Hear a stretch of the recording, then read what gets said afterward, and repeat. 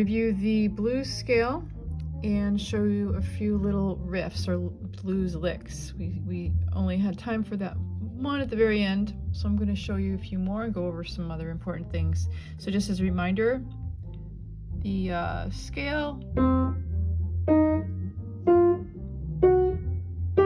So it's just to highlight it better. This note, F sharp, and G.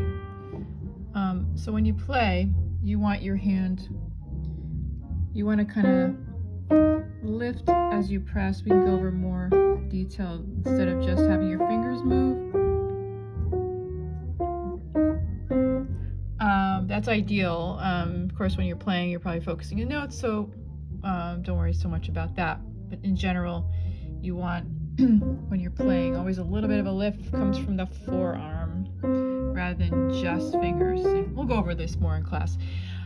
So the first one we talked about was just these two. So you can do combinations of, blues has that sort of long, short da, da, da, da, da, feel. Like you'll hear it here. So I'm just going back and forth on these two.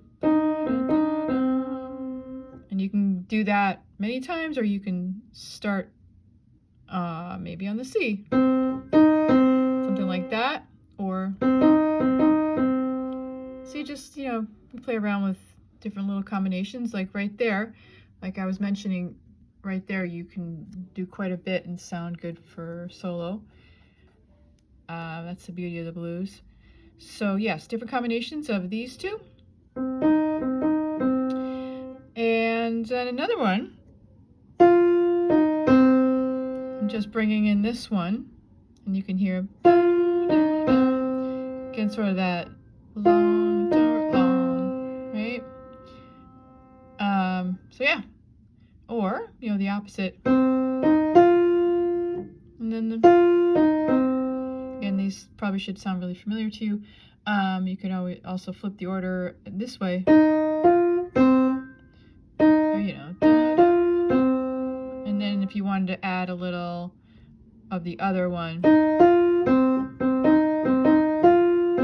see what I mean? Like these, like I mentioned, they're little bits of musical blues DNA, so you can kind of use them as building blocks and mix and match. So let me just go over. I put together and a combination of these two, or let's see, something like that, or that's what I did there, and we'll go over all these more in class. Okay, so you can then bring in this one. Again, it's just the first four, so I'm going to do this. And this has got that swingy, it's called swinging the eighth notes, the long, short. Again, that's another common sound. And you can put this together with the first one.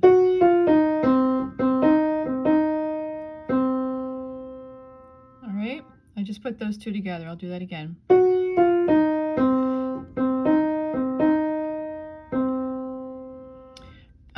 Then you could also take the idea of these four and then just start here and go. So what I did there, I started here first and it went da, da, da. Okay.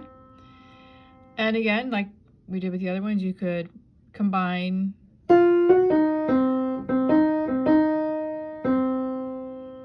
right, and or just something along those lines.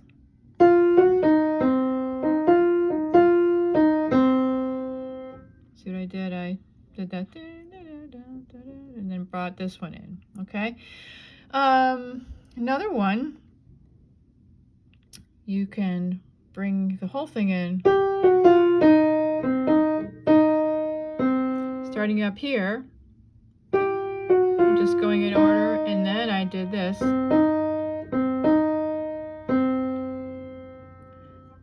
Okay, so that was just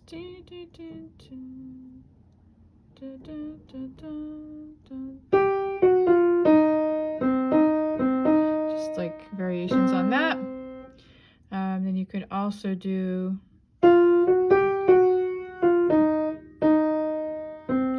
so what I did was I just went back and forth on these, they're right close together. I went